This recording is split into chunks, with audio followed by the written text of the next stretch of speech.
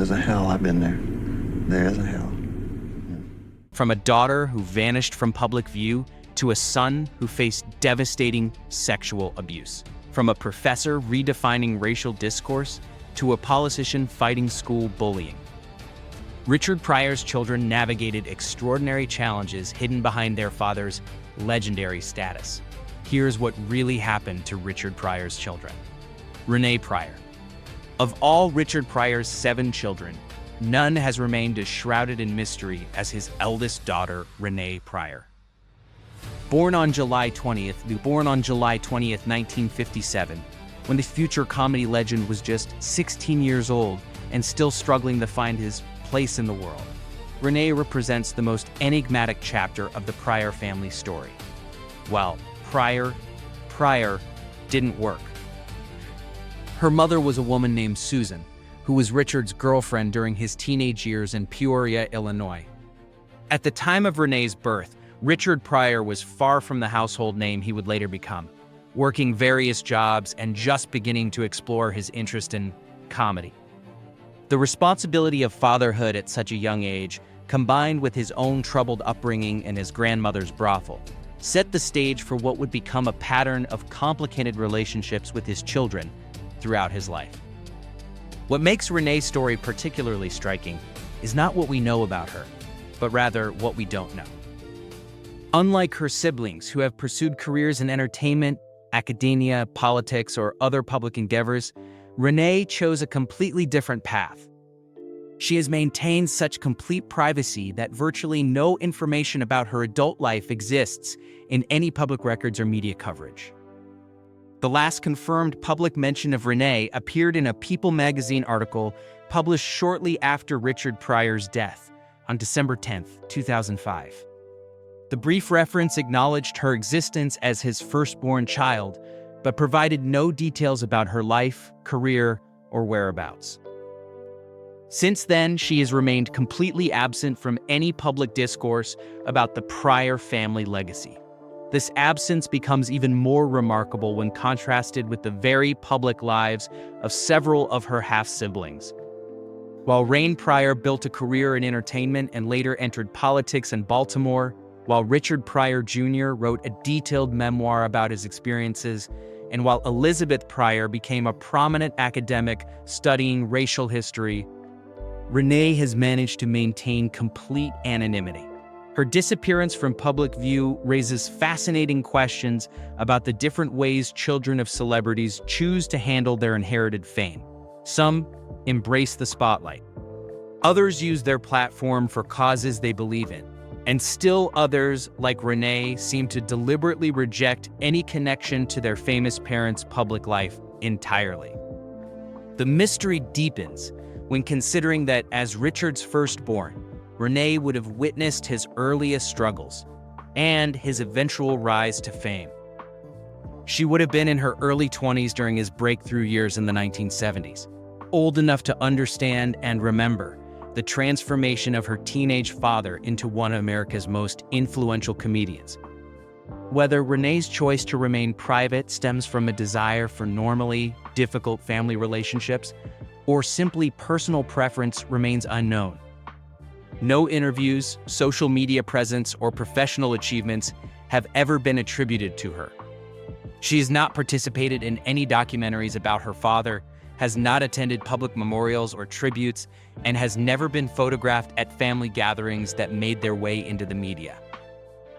In a family marked by public struggles, creative achievements, and ongoing legal battles over Richard Pryor's estate, Renee Pryor stands alone as the one child who successfully escaped the gravitational pull of her father's fame entirely. Her story serves as a reminder that sometimes the most powerful choice available to the child of a celebrity is the choice to disappear completely from public view. Richard Pryor Jr. Endured a childhood marked by trauma and addiction that eerily paralleled his famous father's own struggles, but ultimately found the courage to share his story in unflinching detail through his 2019 memoir, Pryor Life. His journey from a premature infant fighting for survival to a man confronting his deepest wounds represents one of the most harrowing yet ultimately redemptive stories among Richard Pryor's children. Born on April 10, 1962, at St. Francis Hospital in Peoria, Illinois, Richard Jr.'s entrance into the world was anything but ordinary. Weighing only 2 pounds and 3 ounces, he was so small that the attending doctor initially struggled to determine his gender, telling his mother, Patricia Price, "Congratulations, Mrs. Pryor, you have a boy." "No, wait, it's a girl." "No, it is a boy." His mother's response captured her shock at his tiny size when she cried out, "What did I have, a freak?" The confusion surrounding his identity began even before he left the hospital. His mother had originally named him Rodney Clay Pryor, after a cousin in Detroit whose name she admired. However, when Patricia arrived at the hospital to check on her son, she was told there was no baby named Rodney Clay Pryor. The hospital staff eventually located her premature infant, but he was listed under a completely different name, Richard Pryor Jr. His father had secretly changed the name without consulting Patricia, a decision that would later trouble the comedian himself. Years later, Richard Sr. confided to his son that if he had known how famous he would become, he never would have named his child after himself. The elder Pryor understood that the name carried a tremendous burden, one that would force his son to live his entire life in the shadow of comparison to his father's success, fame, and wealth. He also recognized that his son would never be certain whether people loved him for who he was or simply wanted to bask in the reflected glory of the Pryor name. Growing up, Richard Jr. was raised primarily by his mother, Patricia, while his father toured and built his comedy career. He spent time with his dad in California when he was old enough and would attend his father's comedy performances. Even as a young child, he sensed something different about his father's visits, telling Fox News years later, "The energy was different. I didn't know what he did, but I knew it was something different. I didn't realize that thing was celebrity until I was probably around 12 years old." The darker aspects of Richard Jr.'s childhood included experiences that closely mirrored his father's own traumatic upbringing. Like his father, Richard Jr. faced sexual abuse during his childhood, a violation that would haunt him for years and drive him toward the same destructive coping mechanisms his father had used. He struggled with drug addiction and what he described as frequent bad decisions that paralleled his father's pattern of self-destructive behavior. In his memoir, Richard Jr. wrote with brutal honesty about his experiences, describing his life as freakish in how closely it paralleled his father's journey through abuse, addiction, and personal struggles. The book details not only the trauma he endured, but also his path toward healing and forgiveness, including his decision to forgive those who had violated his trust and innocence during his most vulnerable years. Elizabeth Stoddard Pryor. Elizabeth Stoddard Pryor carved out a remarkable academic career that brought her face to face with the most controversial aspects of her father's legacy, becoming a distinguished Smith College history professor who specializes in studying the very racial language that Richard Pryor helped popularize in American culture.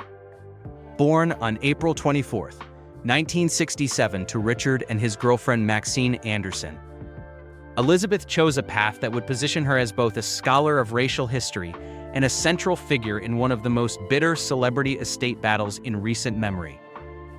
As an associate professor of history at Smith College, Elizabeth focuses on 19th century American history and race relations, with particular expertise in the complex history of racial language in America.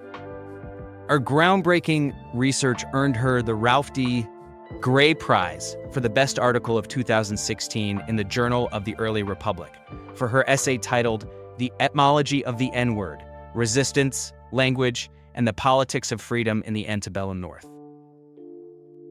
The irony of Richard Pryor's daughter becoming the leading academic expert on the very word her father used throughout his comedy career was not lost on critics, observers.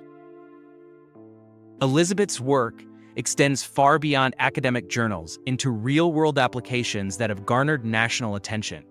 Her TED Talk on the N-word has been viewed more than 2 million times, and she serves as Smith College faculty teaching mentor for inclusive and equitable pedagogies, conducting workshop, which results in context, racist language in classroom settings. She has made the deliberate choice not to use the actual word in her upcoming pedagogical memoir, explaining that she wants people to be able to engage with the ideas without getting caught up in the emotional impact of seeing the word itself. Her academic success, however, was overshadowed by her role as the primary challenger in a prolonged legal battle over her father's $40 million estate. When Richard Pryor died in December 2005, Elizabeth discovered that her father had secretly remarried his former wife, Jennifer Lee, in 2001, using a confidential marriage certificate that kept the union from becoming public record. More troubling to Elizabeth was the discovery that after this secret marriage, Richard had amended his trust to name Jennifer as the primary beneficiary and give her complete control over his intellectual property, including his name, image rights, and royalties from his comedy albums and performances.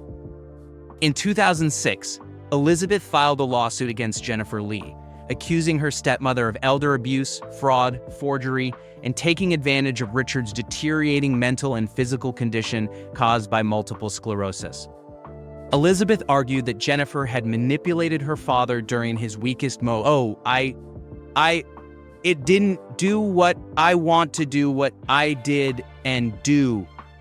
She also invoked California's statute that prohibits gifts and bequests to caregivers, since Jennifer had been hired to manage Richard's care and affairs starting in 1994.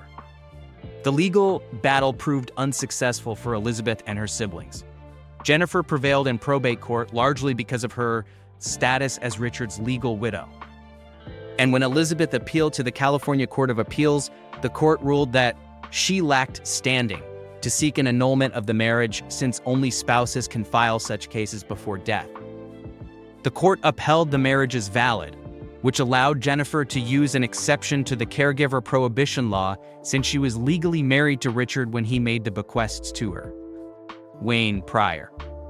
Wayne Pryor transformed from a successful Hollywood actress into an unlikely political candidate in Baltimore, Maryland, driven by her fierce determination to protect her daughter from the same kind of discrimination she had faced growing up as a biracial child in the entertainment industry. Born on July 16, 1969, to Richard Pryor and his second wife, Shelley Bonus, a Jewish go-go dancer who later became an astronomer. Wayne's journey from Hollywood to Baltimore. Politics represents one of the most unexpected career pivots among Richard Pryor's children. Wayne's early life was marked by the unique challenge of navigating her mixed-race identity during a time when interracial relationships were still controversial. Her parents married just 4 years after the Supreme Court's Loving v. Virginia decision that protected interracial marriages, and Ray faced intense racism as a child. She once described herself on Oprah Winfrey's show as a product of this thing that everyone was against, referring to the social opposition to interracial children during the late 1960s and early 70s. Despite her father's growing fame, Wayne lived what she described as essentially a normal life after her parents divorced when she was just 6 months old. She was raised primarily by her mother and Jewish maternal grandparents, who taught her about Jewish culture and traditions. This upbringing became the foundation for her award-winning solo show Fried Chicken and Lattes, which explores the complexities of growing up both Black and Jewish in America.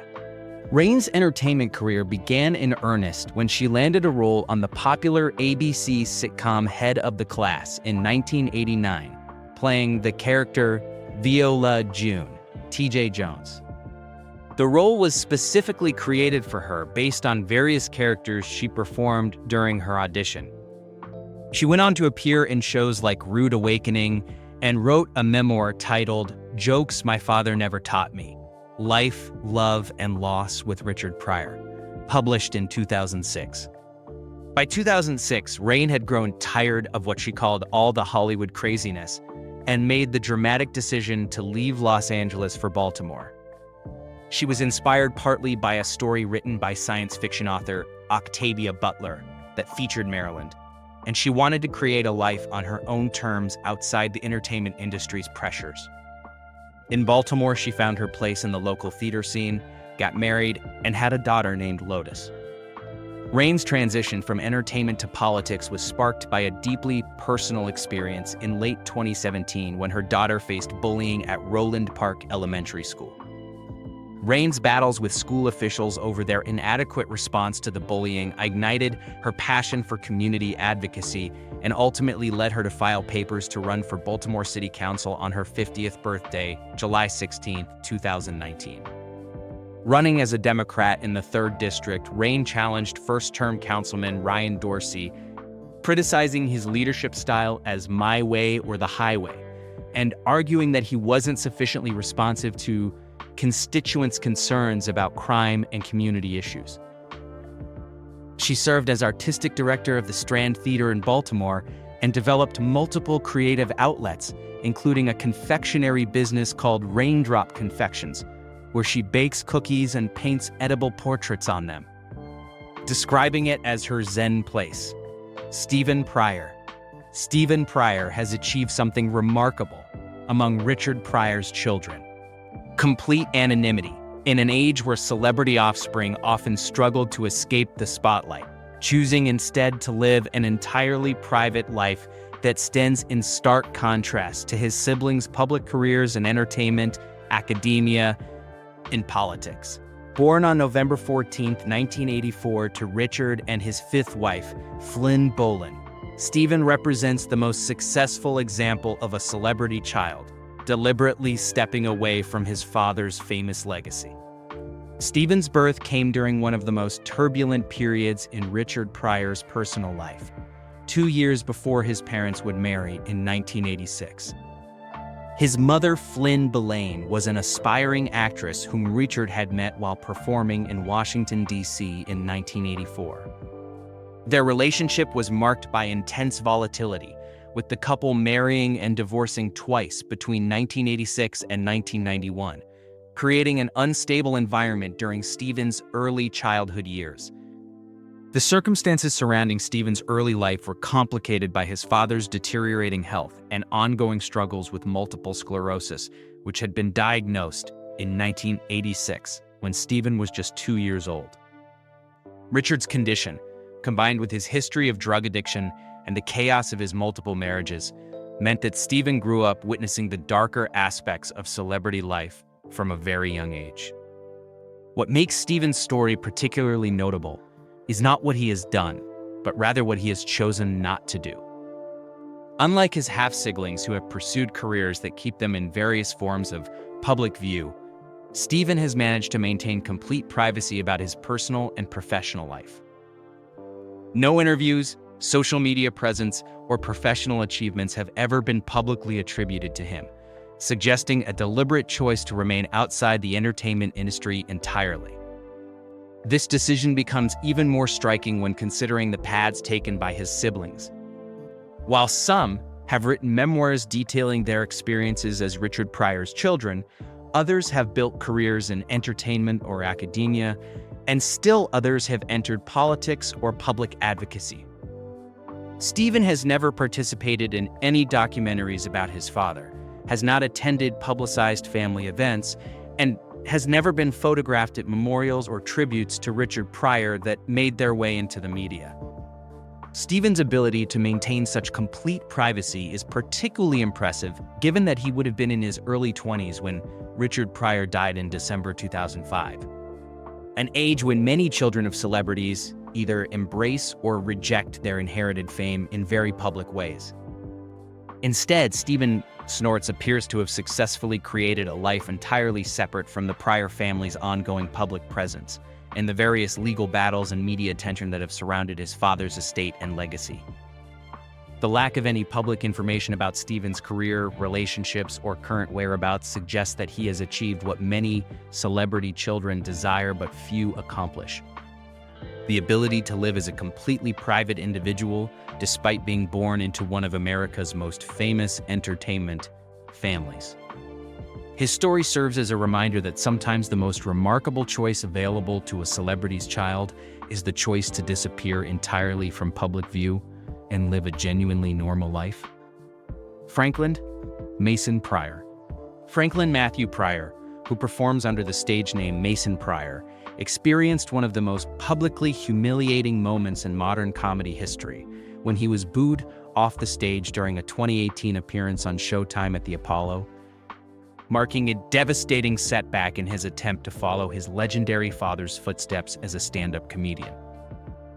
Born on April 29, 1987, Franklin's very existence was the result of Richard Pryor's affair with actress Geraldine Mason during one of the most chaotic periods of the comedian's personal life.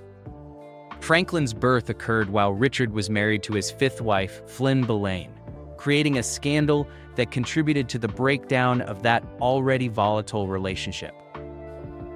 His mother, Geraldine Mason, was an actress whom Richard had met on the set of his 1986 autobiographical film, JoJo Dancer, Your Life is Talling.